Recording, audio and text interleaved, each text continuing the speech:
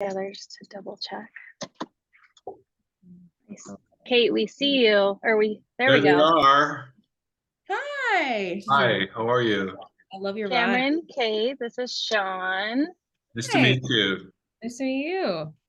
Adorable. So I'm going to be in the background and I'm going to Okay. mute myself, but if you guys need me, and then Shaun will start the recording. I'll let you fix your hair. Sorry, I'm like, what is my hair I would say it's doing right now? No, I love your hair. It looks great. Yeah, it looks like a man. What is happening? What's wrong with that? Messy as in. No, it looks great. Welcome and thank you. Looking forward to talking to both of you guys. Same. Same. Good morning. Good morning, good afternoon here in Toronto. Oh my God, that's right. We're Um, I know. Welcome to the day. so So excited. how's the weather in June? June, it's gorgeous. June's a Wow. beautiful month here. I've only been there during the winter. Oh, And you guys winter. Your we winter. do is winter. great. We winter well. It was extremely cold. This winter's been awful. We've had like so much snow and it's been so cold and gross. I'm not a fan. It's raining here Yeah, for say LA 's been pretty about gross. 3 months. So Yeah. It has been raining there for 3 months. Yeah. essentially it's been a lot. Like I love the rain. I'm Not obsessed with the rain. And Yeah. even I, like a couple of days ago, I was like, all right, I'm good with the rain. It's Yeah, kind that's of how we are in my with yard and my snow. house. And it's No, like, yeah, all my cacti are just like falling. What's the chance of getting you guys a little closer to the external mic? Even it's not, yeah. Is that better? Here, wait. Way better. Just I'm ready to get going if you two are. yes. yeah, we are. 3, 2, 1.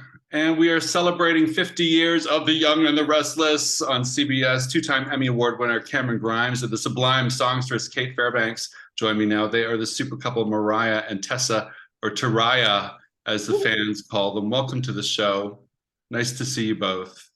Nice to see you. Thanks for having us. Ditto. Camryn, I want to start with you. Of course, everybody knows that you've been on YN&R in 2 big chunks of time. One as a young performer playing Cassie, and then coming back as Cassie's twin Mariah after Cassie died. Girl, I got to tell you, when Cassie died, I was a hot glue gun mess. It was so unexpected. You must have heard this so much before because you're such a talented actor.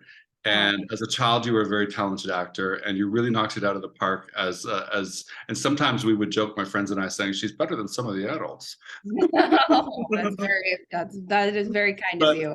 Very kind, but very true. And so when your character died, we were all verklempt around here. And so, what does it mean now coming back to the show as an adult performer? Harnessing this role and looking back and realizing you're part of something that's 50 years of television history.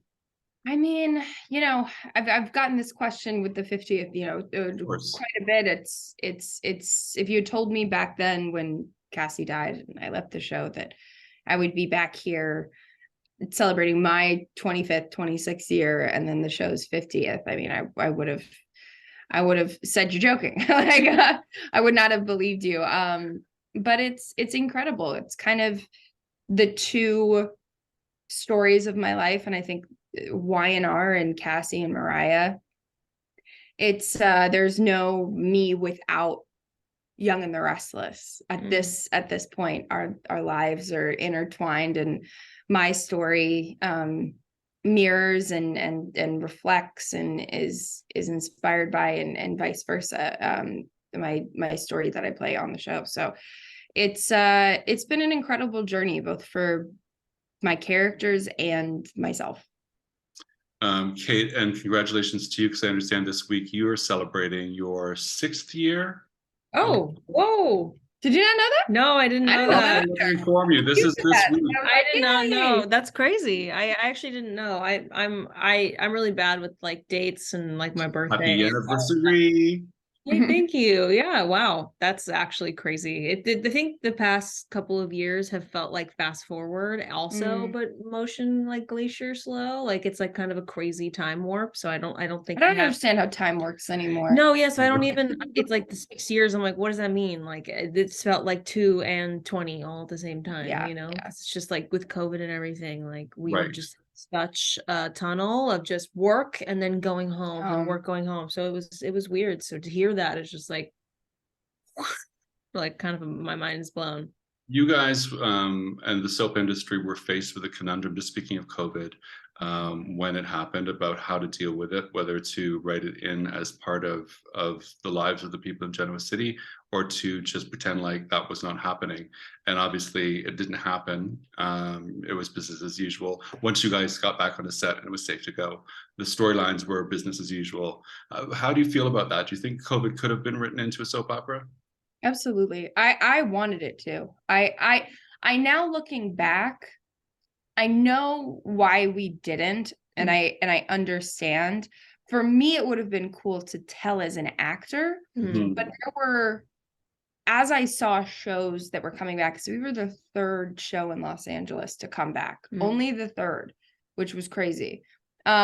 So we were definitely like guinea pigs, and we were all figuring it out, and Yeah, we were it like was, standing actually 6 feet apart. like we had a rope and we had it like, I yeah, remember seeing all you had that. to measure. So we Yeah. were, it was very tentative and very, very different for us. Yeah. But as I saw other shows start to come back and choose to tell the COVID of the world, and choose to exist in the real world, while also being a television show, I was like, okay, maybe we didn't need to tell that story. There's moments where it can be cathartic, Yeah. but there's also moments where people are already like beaten Yeah. down by Right. this.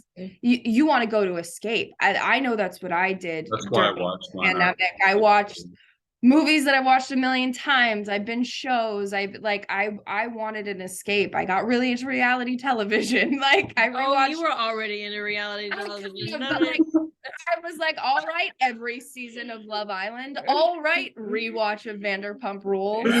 Like I needed an escape. So from, like I said, from an actor perspective, I think it would have been really interesting and really, really cool. But I understand why we didn't, let the fans come and relax, and escape. Yeah.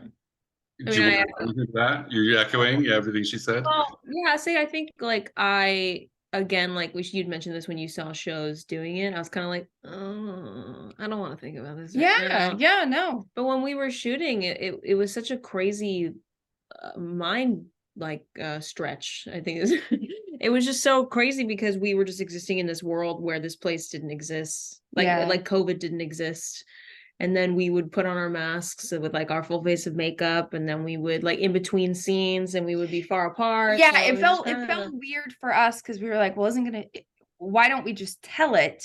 Because it's gonna be obvious. Like nobody would stand, 6 feet apart. But we are 3 years later, we made it work, and we're, we just got a few of our protocols dialed back for the first time. Like we've been really, really strict. And so that for us is like a sigh of relief. We got used to it, but it was really tough. Yeah. It was really tough in the beginning. For sure. What was it like when you were first found out that you guys were going to be cast as a same-sex couple, and that you wouldn't just be in a frivolous way, but in a main storyline way? I know, Camryn, you identify as bisexual. Maybe we'll start with you. Did you feel this pressure to represent and to get it right, for example? Well, I wasn't. It's funny because I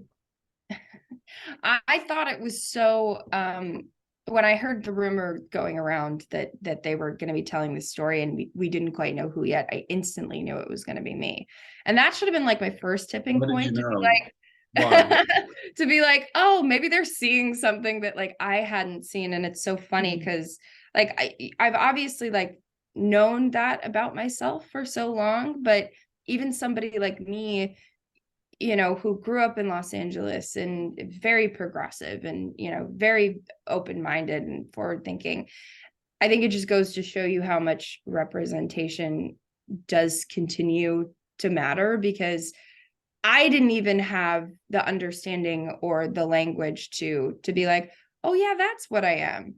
Like, I was under the impression that like there were qualifiers, like you had to like, it had to be 50-50, like you had to like boys, Right. like I, you know, and having gay friends and trans friends, and I didn't know.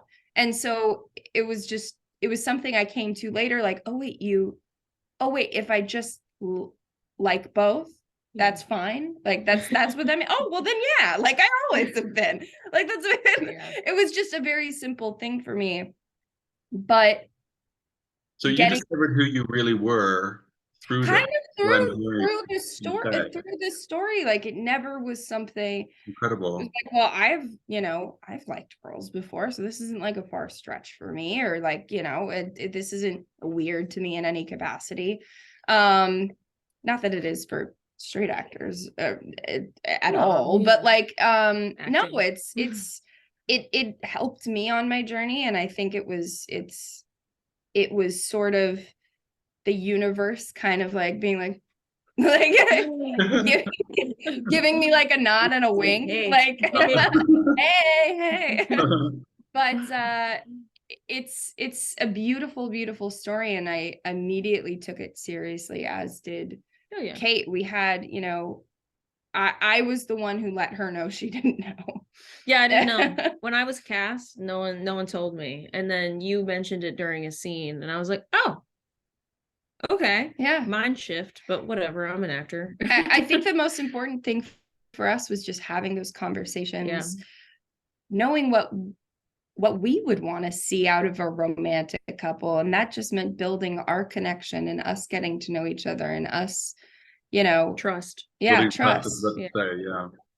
It's all the components of what makes any relationship a strong relationship, is that. So we just spent a lot of time like talking and laughing and building and thinking about this and trying to be true to our relationships. Like trying to be true to our characters as individuals, and then who they were as a couple. It reads beautifully on television. The end result is really, really sincere and authentic, and you guys do a terrific job as a gay man. Stamp of approval. We love that stamp of approval. That means a lot to me personally. YN&R is #1 rated soap in America. Here in Canada, it's one of our top watched shows in the country. So you are in a lot of people's homes every single day, and a lot of faiths, a lot of cultures, a lot of tolerances, a lot of acceptances, a lot of beliefs, playing these two queer characters. And so I wonder what the acceptance has been, what the hate level has been. And I wonder, in this time when both here in Canada and at home for you guys in the US, where the rise in hate against the queer community is peaking higher than ever, how you are receiving responses, what they're like from people, and your sense of having to get this right at a time when the world is watching what's going on with the right wing versus the queer community. Oof. Heavy question. I mean, I'll start with the love. Yeah. We get a lot of very loving, supporting comments from fans. They're very engaged with us. And the Mariah fans are, they shower us with love. Don't mess with them either. Oh my God. So I love that, by the way. It's true. Like, it's like, if I ever have a problem, I could just be like, hey. No, but the truth is like, when it comes to the hate comments, right? We obviously get them. And I have chosen to get off certain social media platforms because of it. Because the thing is they don't just attack you for playing a gay character. They go into personal shit because of their own homophobia. Yes. So I think for me, like, the best thing I could do was, because like I want to focus on the relation, like the positive parts of the relationship, the positive fans. Like, I don't want to give people the time of day that are just tearing you down for no reason. So I really wanted to focus on that. And Yeah. I kind of block people. I delete things. Like I'm not going to have any of that on my page, because if fans are looking at it, I don't want them to see that either, because that's just that's just not needed. Like, it's just people who have nothing better to do, and they are just internalized just homophobia and hatred for people, and that's just not on my schedule anymore. And like, all I can really do is do the best job as an actor, like focusing on the representation, and not on the hatred coming from people who just don't understand what they're talking about. Yeah. Changed I any think- minds or opened any eyes? Have you had any? Oh yeah. I mean, yeah. that it's important to say that, like, really and truly, the percentage of like love to hate is 80-20. Yeah. Like it's been overwhelmingly positive and overwhelmingly encouraging, supportive, loving. You know, I've gone back and forth with my own journey. Like I for a while was just like replying on Twitter, just like like you had some good burns though. Look, You were fighting back, is what you're saying. my bite, I've got a sharp tongue. Yeah, same. But I also like to make it light and funny and witty if I can. So I'm never gonna like burn your house down. I'm just gonna be like, Singe look the at this curtains. very menacing fire. Like, you know, like, look at it. Yeah. Look, what could I do with this flame? Like, yeah, and I just want, it is just so overwhelmingly positive. Yeah. I think like in the earlier days it was a little bit more intense. yeah. And I don't want to pretend now, that it doesn't exist, because like the hatred does exist. And now I've sort of shifted to like, it's not worth my time. It's not. And I was noticing, which I think you spoke to, I was noticing that it was my responses, as like clever as I thought they were, or as funny, or, you know, they were causing people to fight amongst themselves and creating an environment of like negativity. And it's like, you know, the people that are going out of their way to say hateful things or awful things, chances are you're not gonna change their mind. They're on a mission and they're hell-bent, and you don't need to get embroiled. Like, let's just live in positivity. Like, you do you. I wish you the best. I'm sorry you live in that headspace. I hope one day you have an aha moment and join the side of the force, you know, or whatever. Like, but I'm not gonna mess with you. You're not worth my time or my energy, and I need to spend the time giving back to the people. It's like a cyclical energy cycle. I need to feed into what's feeding me in a positive way. Our role is to uplift and entertain and bring, and we've had people say that like, I struggled with this and then I overcame. Mine have been changed. Like, totally. we know that we've had people tell us stories. So like, it's like, all right, that's literally like the best that you can hope for, is something, you know, something is not as trivial, that's the wrong word, but something is as simple as being an actor and telling a story can have an impact. Like, that's that's the dream, you know? Well, and I think, I mean, you guys know this as well as I do. I don't think we can underestimate the value of representation of queer people on television, and to have a Y&R in millions of homes every single day across 2 countries and other countries around the world. To have that happening, and to know that questioning little kids might be watching it, teens might be watching it, and see people who are like how they feel is of huge importance. And so it's my kind of wish for your characters that you stay together a long time, and we see their ups and downs and their journey unfold, because I think that's so important. And it took Y&R a long time. To other shows were exploring this on their canvases way earlier. So I'm so glad Y&R is doing it. I think it's really important that it continues on, and that you two aren't suddenly split up and go your different ways. some awful affair or something. I mean, we I'm love sure he comes to yeah, town. I mean, yeah. Sorry. Sorry, I love to bring that up People because make it's like mistakes, baby. it's like literally the only mistake her character ever I made. just saw that scene. I was doing a little research this morning. I just saw that scene on Tamron Hall. They played the confrontation. Yeah. No, it's What are you doing what are here? you doing That's here? what I have to say. It's like, What what's are going you on? doing here? What's going on? Oopsie. No, I mean we know that we're on a soap opera. We're highly aware. Wait, what? What? And in that, you know, you have to create drama and people. Yeah, this is a different medium. Like it's its Yeah. own special. It's its own skill. We always try to warn the fans, like, hey, we don't have any influence. We're not writers. We love us as a couple, but you know, We might break don't up. come at us with pitchforks. It's something to be written. Like we have no control. Yeah, we have zero control over when we're here, like Yeah. why we're here. We are here. We are Yeah. puppets, and we're gonna do our best. We're gonna do our best. Yeah, We're just Ron Burgundy. All we do is basically, just read what's written. basically, yeah, and try to make it and cry every so often. Yeah. Yeah. Well, you guys have been a delight, and I wish you both success and joy. And thanks for the really good work you're doing with these two characters in this important storyline. Appreciate you coming on today. This was so much Thank you. fun, Yeah, and this we was so cannot nice. wait to see you guys in June. Yes. And So great. You're coming here in June for what? Yeah. The for tea. the Cait's opportunity with March of Oh, Dimes. fun. And I Okay. think it's gonna be Brighton, Brittany, Christian, me, and Cait. You should come back on before June and promo it. Yeah, I would love to.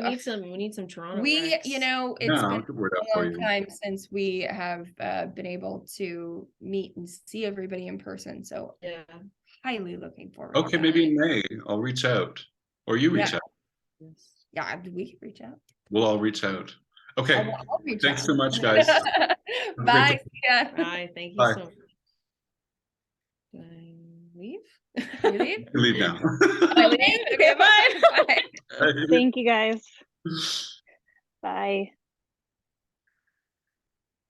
So I'm gonna just